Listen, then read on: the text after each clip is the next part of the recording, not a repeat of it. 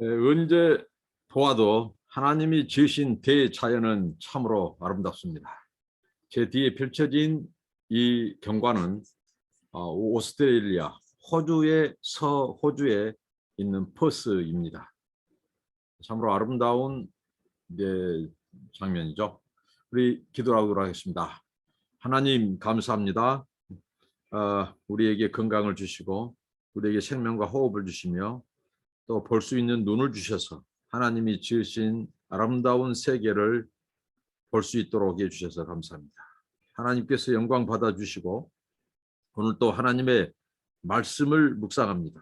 하나님 말씀의 그 깊은 진리를 깨닫게 하여 주시고 또 그 말씀이 우리의 생명의 양식이 되고 우리의 등불이 되고 하나님의 말씀 안에 거하고 하나님의 말씀이 우리 안에 거하는 우리의 삶이 되도록 역사하시고 은혜를 주옵소서. 예수님의 이름으로 기도합니다. 아멘.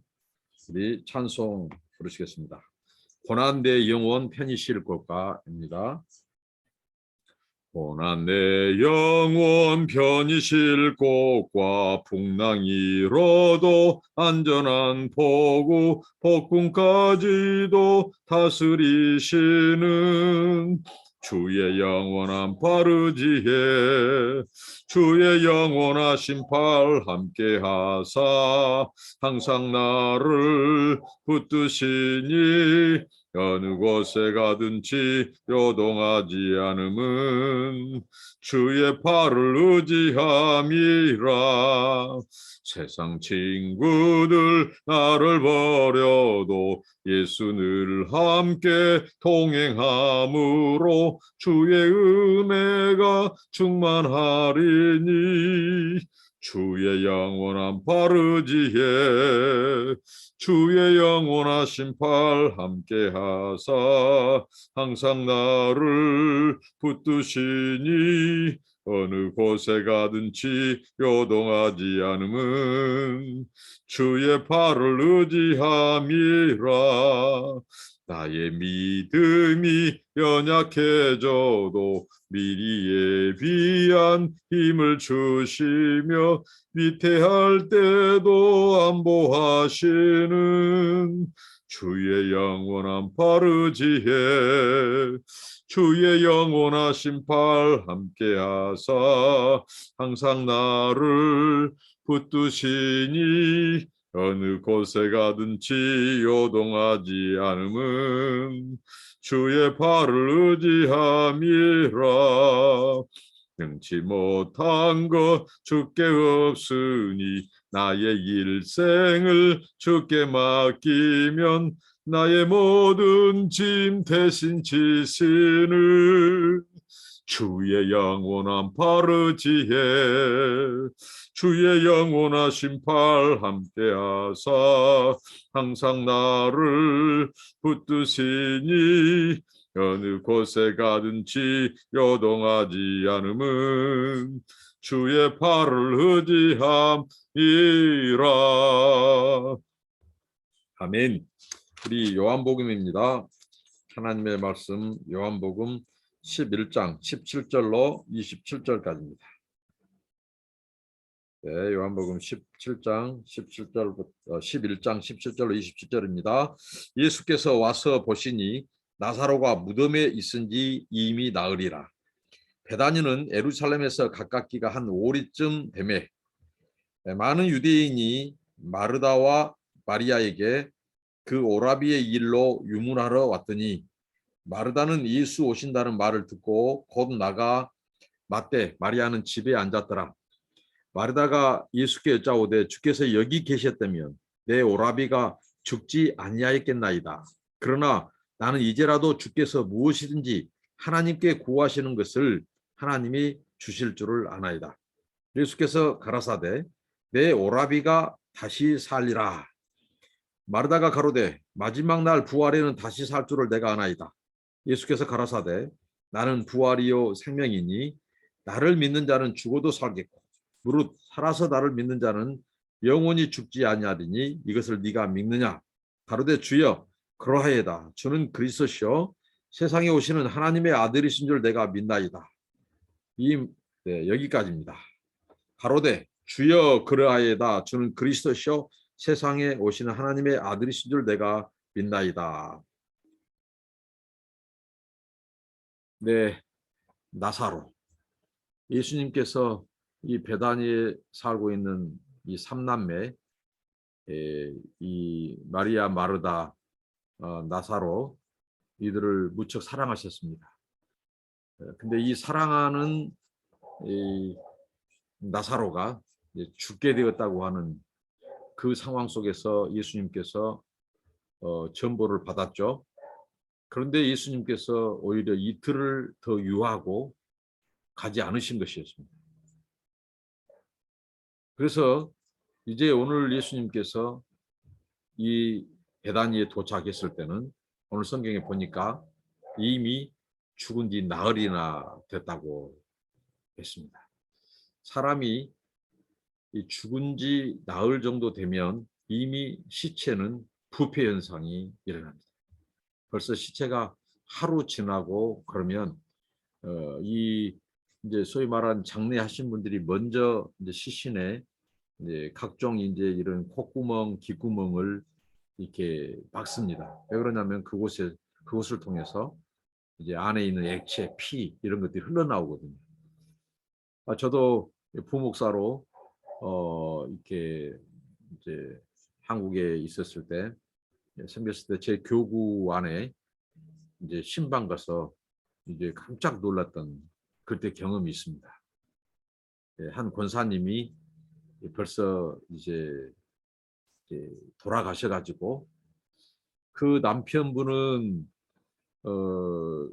누워서 움직일 수 없고 그 옆에 병 간호하던 권사님이 갑작스럽게 부름을 받은 거죠.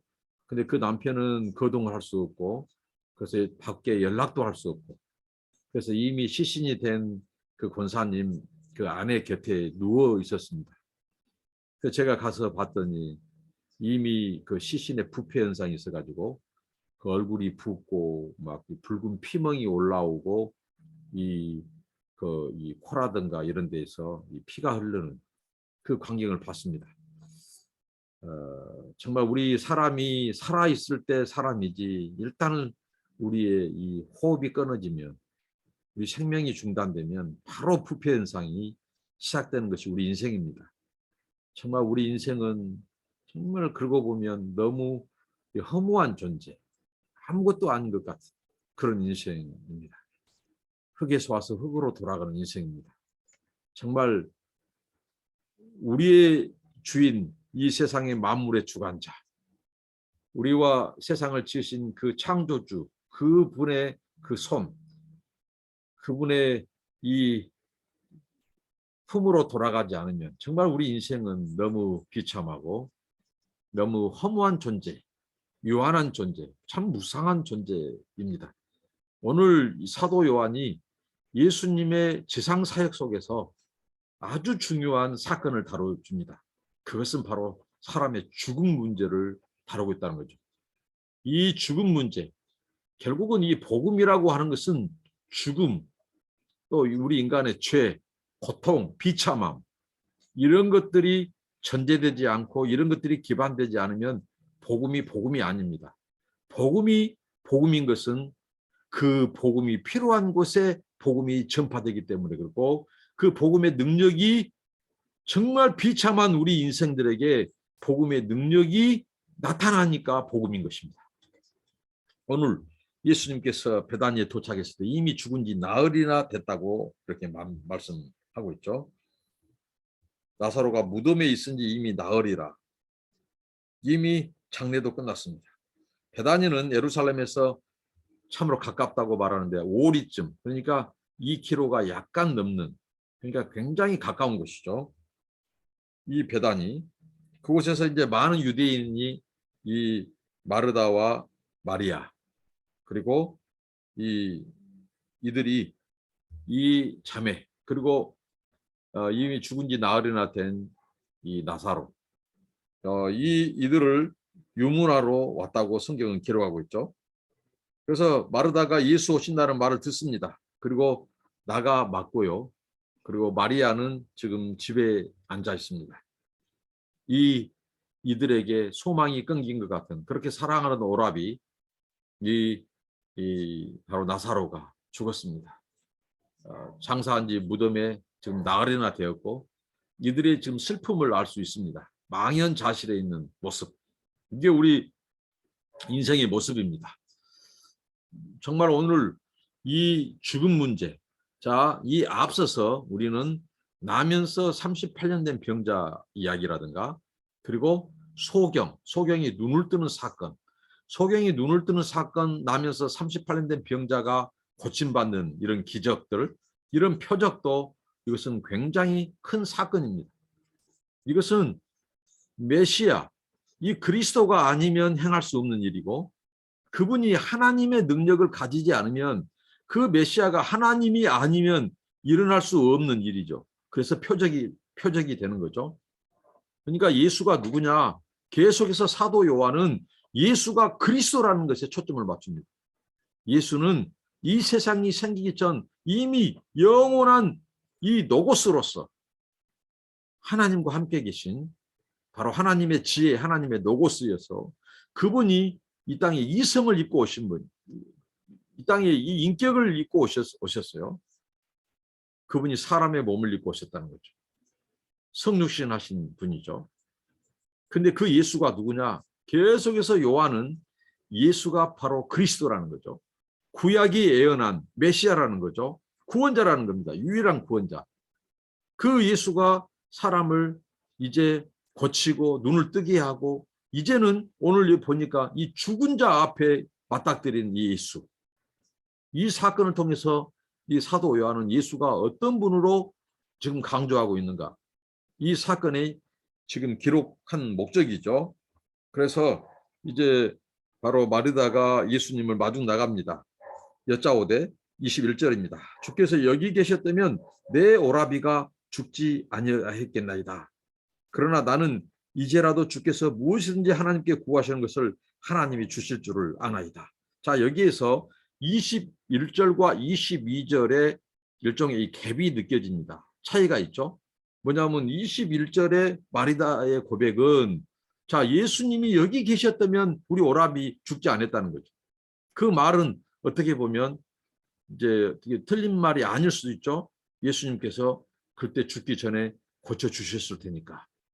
그런데 이 마르다에가 하나 놓치고 있는 것은 뭐냐면 예수님에 대해서 그의 믿음이 이 어떻게 보면 온전한 믿음이 아닌 예수님이 어떤 분인지 누구신지 그 마르다는 아직 제대로 믿지 않고 있는 거죠. 믿음이 부족한 거죠. 자, 예수님은 누구십니까? 그는 창조주입니다. 요한이 영원 전부터 이 창세 전부터 영혼 가운데 하나님과 함께 계신 하나님의 말씀, 지혜, 노고스 그 예수 그리스도 그는 바로 창조에 개입하신 분이에요. 그분이 하나님과 함께 창조 사역에 하나님의 지혜로서 중보하신 중보자예요. 창조의 중보자예요. 예수님은 구원의 중보자일 뿐만 아니라 바로 창조의 중보자예요. 그 예수님은 시간과 공간을 뛰어넘는 분이십니다. 시공간의 제약을 받지 않는 창조주세요. 그러니까 그 예수님이 바로 무소부재. 예수님은 시간, 비록 이 땅에 육신을 입고 오셨지만 그분은 신적인 능력을 가지신 하나님이에요. 그렇기 때문에 예수님은 시공간의 지배 속에서 계셨을지라도 시공간을 뛰어넘어 하나님 예수님은 고쳐줄 수 있는 분이요. 고치시는 분이에요. 그런데 그걸 믿지 않았습니다. 그래서 내 오라비가 예수님이 여기 계셨다면 죽지 않았을 거라고 그렇게 아쉬움을 토로하죠. 그런데 또 그 다음 절에 22절에 그러나 나는 이제라도 주께서 무엇이든지 하나님께 구하시는 것을 하나님이 주실 줄을 아나이다. 그러니까 믿음의 고백과 또 이 실제적인 실제적인 이게 신앙의 고백과 실제적인 삶의 이 불일치. 그러니까 이것은 어떻게 보면 우리에게 요구되는 것은 뭐예요? 우리의 말, 우리의 입술의 고백과 진짜 우리의 이 삶 속에서의 믿음, 이 신앙이 일치하는 것이 중요합니다. 우리는 말로는 믿는다고 하지만 우리가 우리 삶의 사건 속에서 믿지 못하고 의심하고 불안해하고 염려하고 또 불평하고 원망하는 그런 모습들이 우리에게 있죠. 이것은 온전한 믿음이 아닌 거죠. 또 이게 우리 인생이기도 합니다. 우리 인생은 끊임없이 흔들리고 믿음이 있는 것 같지만 믿음이 없고 환경을 바라볼 때가 많고 또 불안해하고 또 그렇습니다. 오늘 이 마르다의 모습 속에도 보입니다. 그래서 예수님께서 가라사대 23절에 네 오라비가 다시 살리라. 참 굉장한 선포죠. 지금 사람이 죽었어요. 죽은 지 나흘이나 무덤에 있어요. 이미 이제 나흘이나 되면 이제 이미 부패가 상당히 진행된 사람, 이미 죽은 사람이에요. 근데 그 죽은 자가 다시 살리라고 주님이 선포하는 것입니다. 이 죽음의 현장, 이 죽음의 슬픔 가운데 있는 가정에 선포된 도대체 이분이 누구시냐 말이죠. 어느 인생 누구도 죽음을 이길 수 없고 죽음을 도망갈 수도 피할 수도 없고 극복할 수도 없고 죽는 자를 살릴 수도 없는 그 현장 속에 현장 가운데 외친 네 오라비가 다시 살리라. 네? 이렇게 말씀하신 분이 누구냐 말이죠. 마르다가 가로되 마지막 날 부활에는 다시 살 줄을 내가 아나이다. 자, 여기에서 바로 마르다의 믿음이 얼마나 아직 연약하고 하나님의 그 역사에 못 미치는가를 볼 수 있죠. 마지막 날은 살 것을 믿는다는 거죠. 현재가 아니라. 그런데 사도 요한이 가해 속에서 보여주고 강조한 것은 예수님은 마지막 날 그에게 속한 자들의 부활하고 물론 믿지 않는 자들도 심판의 부활을 시킬 것입니다. 예수님께서. 그런데 마지막 날 있을 그 부활의 사건만이 아니라 예수님은 지금 죽은 자도 살리실 수 있는 능력, 바로 신성, 하나님의 전지전능하신 하나님이라는 거예요. 이분이 메시아고 그리스도라는 거죠. 근데 이 마르다는 마지막 날 살아날 것을 믿습니다. 어떻게 보면 뚱딴지 같은 소리, 동문서답이라고 하죠. 이렇게 차이가 있습니다. 그래서 마지막 날 부활에는 다시 살 줄을 내가 아나이다.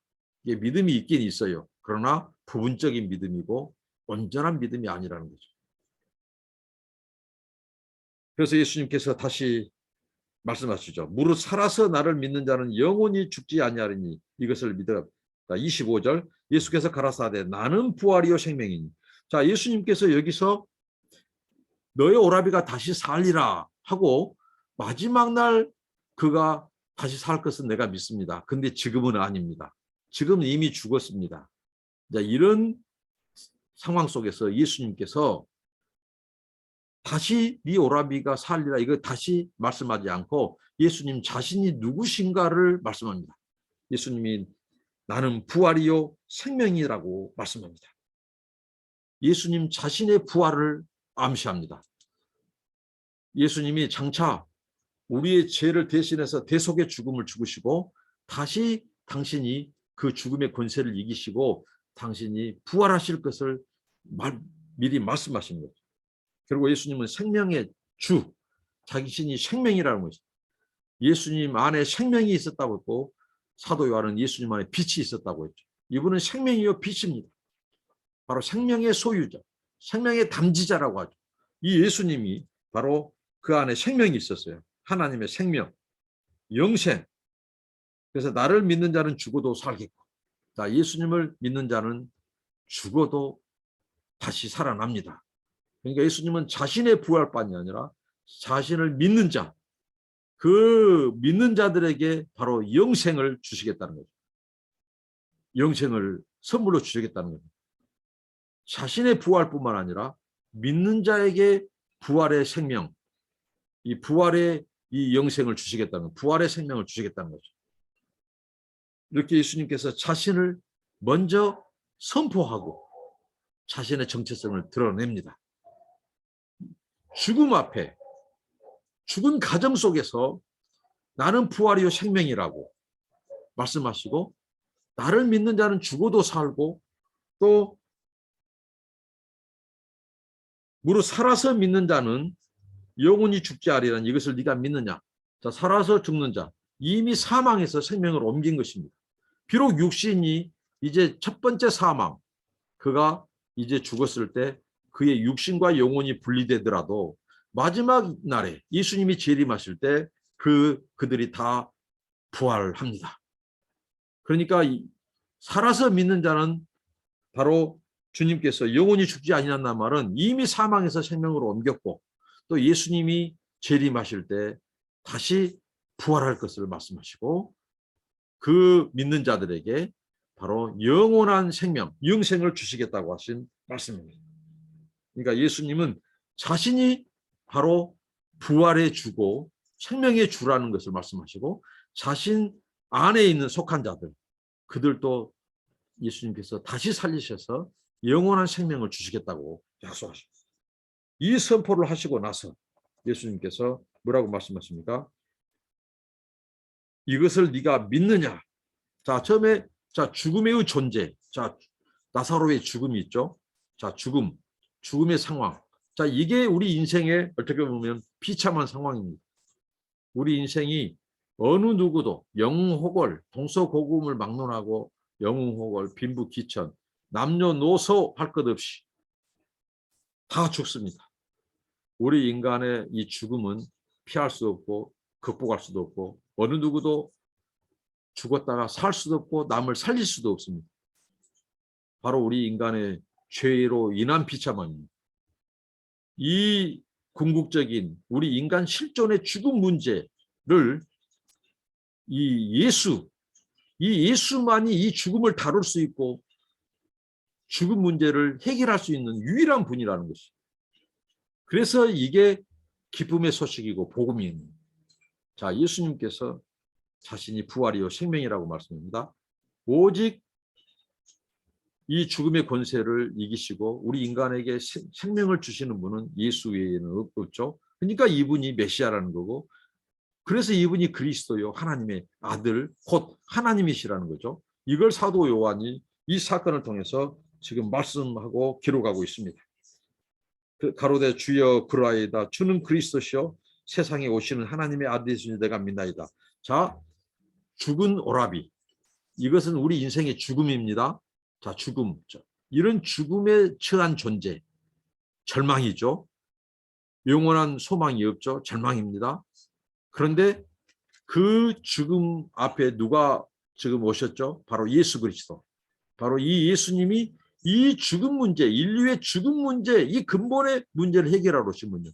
우리 인간의 원래 죽음이 없었습니다. 그런데 하나님을 불신앙하고 하나님의 이 말씀을 불순종함으로 말미암아 하나님과 우리 사이가 났고 바로 그것으로 인하여 우리는 에덴에서 하나님 면전에서 추방당하고 이제 죽음의 권세 또 죽음의 권세에 놓여 있게 됐죠. 그래서 한 번 다 죽습니다. 죽음을 피할 수가 없어요. 이런 우리 인생들의 이 죽음, 이 직면한 죽음, 그 현장에 이 죽음 문제 앞에 맞닥뜨린 분 바로 예수 그리스도입니다. 그래서 예수님이 바로 이 죽음의 권세를 내가 꺾고 자신이 부활할 것을 자신의 대속의 죽음과 부활을 암시적으로 말씀합니다. 내가 부활이요 생명이다. 생명의 주. 그래서 그를 믿는 자들에게도 역시 생명을 주고 그들을 주님께서 영생을 주시겠다. 이렇게 약속하셨죠. 자, 죽은 인생 그리고 이 부활과 생명의 주인이신 예수. 그 예수가 그 죽음 앞에 좀 맞닥뜨려 있고 주님이 우리에게 요구하는 것. 그것 무엇입니까? 바로 믿음이라는 거죠. 이것을 네가 믿느냐? 이렇게 주님께서 말씀하셨죠. 이것을 네가 믿느냐? 그래서 이 마르다가 가로되 주여 그러하이다. 믿는다는 거죠. 어떻게 믿어요? 주는 그리스도시요 세상에 오신 하나님의 아들이신 줄 내가 믿나이다. 주는 그리스도시요. 자, 기름 부음을 받는 자. 바로 구약의 왕과 선지자와 제사장. 이 그리스도의 삼중직이라고 하죠. 이들에게 기름 부었습니다. 그러나 어떤 왕, 어떤 이 제사장, 어떤 선지자도 이 퍼펙트한 온전한 왕과 제사장과 선지자는 없었습니다. 그들은 다 예고편이에요. 그림자예요. 그들이 누구를 예표해줘? 마지막 날 우리를 구원하러 오실 자, 하나님이 약속한 그리스도 메시아, 하나님의 아들, 이 그리스도의 삼중직, 이 참된 왕, 참된 선지자, 참된 이 제사장으로서의 이것을 그 한 인격 안에, 한 그 육체 안에 임하신 분 누구십니까? 바로 그리스도, 예수 그리스도입니다. 예수 메시아, 하나님의 아들입니다. 그걸 그렇게 믿는다는 거죠. 내가 하나님 아들이신 줄 내가 믿나이다. 그러니까 오직 그리스도, 바로 메시아 구원자는 하나님의 아들 위에는 없다는 겁니다. 이 고백을 합니다. 이 고백을 먼저 하게 하시고 주님이 그 다음 본문에 이제 나사로를 살리시죠. 우리 예수님 이 부활, 당신이 누구신지를 말씀하시고 먼저 우리에게 요구하는 것은 바로 믿음입니다. 지금 바리새인들 그리고 종교 지도자들, 제사장, 또 서기관들, 당시 이 유대인 그리스도인들, 이 바리새파 사람들, 이 사람들은 다 이 문제 앞에 걸려 있습니다. 그들은 믿지 않았습니다. 믿음의 요소는 다 가지고 있었어요. 그들은 구약의 말씀을 받은 민족입니다. 제사장 나라와 민족입니다. 그들은 약속을 받았어요. 그리고 수많은 선지자들이 그 민족 가운데서 활약을 했고 그리스도를 예고했어요. 그들은 율법을 받았어요. 어느 민족, 어느 누구보다도 바로 그 표적을 보고 예수가 전한 말씀을 듣고 누구보다도 먼저 믿고 먼저 회개하고 먼저 경배해야 될 그들인데 그들은 믿지 않고 오히려 배척하고 죽이려고 한다는 사실입니다. 이게 아이러니 아닙니까? 무엇 때문입니까? 그들 안에는 믿음이 없는 것입니다. 믿음. 그래서 우리가 하나님의 주권, 하나님의 이 살아계심, 하나님의 존재, 또 하나님의 이 약속, 하나님의 말씀, 하나님의 또 언약, 하나님의 일하심, 섭리, 주권, 통치, 이 모든 것을 우리가 받아들이는 것은 무엇입니까? 우리의 믿음이라는 거예요. 바로 주님은 우리에게 믿음을 요구합니다. 마르다에게도 믿음을 요구합니다. 그리고 어제 말씀 상고를 통해서 예수님께서 제자들에게 무엇을 요구했죠? 바로 믿음을 주님께서 그들에게 요구하신다는 거죠. 너희로 믿게 하려 함이라. 내가 거기 있지 아니한 것을 너희를 위하여 기뻐하노니 이는 너희로 믿게 하람이라. 그러나 그에게로 가자 하고 바로 베다니에 예수님이 가셨습니다. 예수님은 이 사건을 통해서 그를 따르는 3년 6개월 동안 그를 따르면서 장차 예수님의 복음을 바로 이 세계에 전하게 될, 증인이 될 그 제자들에게 이런 사건을 통해서 주님께서 믿음을 요구하시고 믿음을 단련하시고 믿음의 4배를 주님께서 업그레이드 해 가신다는 사실. 오늘 마르다에게도 주님은 이 순간까지 기다리셨습니다. 주님께서 그냥 역사하시지 않고 이 수준까지, 이 믿음의 4배까지, 이 고백이 들려지기까지 주님께서 유보하시고 기다리셨어요. 이미 죽은 지 나흘이나 되셨어요. 그래서 바로 이 믿음, 우리가 하나님의 역사, 그 객관적인 하나님의 구원 사건, 이 하나님의 기적, 표적의 사건, 그가 메시아로서 행한 일, 우리를 위한 대속의 죽음, 또 부활, 예수님이 사망 권세를 이기시고 한 부활, 또 승천, 또 재림, 이 모든 것을 우리가 나의 사건이 되게 하는 것은 뭐고요? 우리의 믿음입니다. 바로 믿음으로 말미암아 이 객관적인 구원 사건이 바로 주관적인 내 구원이 되는 거고, 바로 내게 주신 약속이 되는 거고, 내게 주신 말씀이 되는 겁니다. 그래서 오늘 우리에게 주님이 요구하신 것은 믿음입니다. 자, 믿음은 하나님의 주권과 통치, 은혜를 받아들이는 통로입니다. 그래서 우리가 믿음을 구해야 됩니다.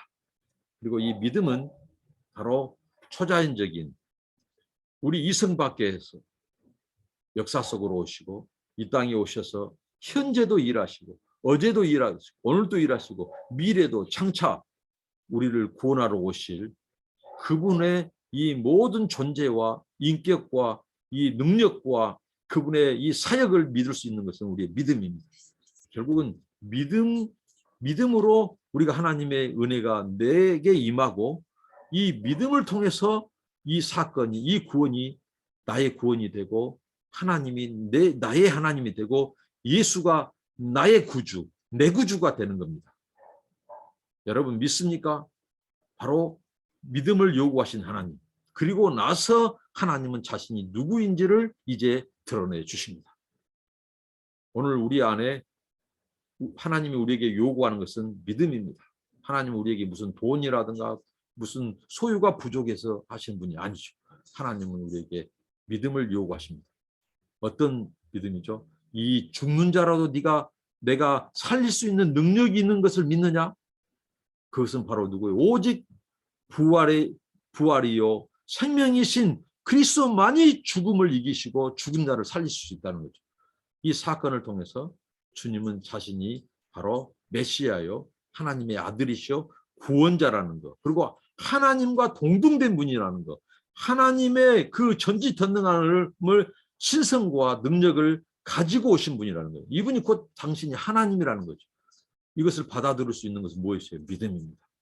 그래서 주님이 이 믿음의 수준, 바로 이 믿음의 연단, 믿음의 고백을 하게 하시고 받으시고 이제 주님께서는 역사할 준비를 하고 계십니다.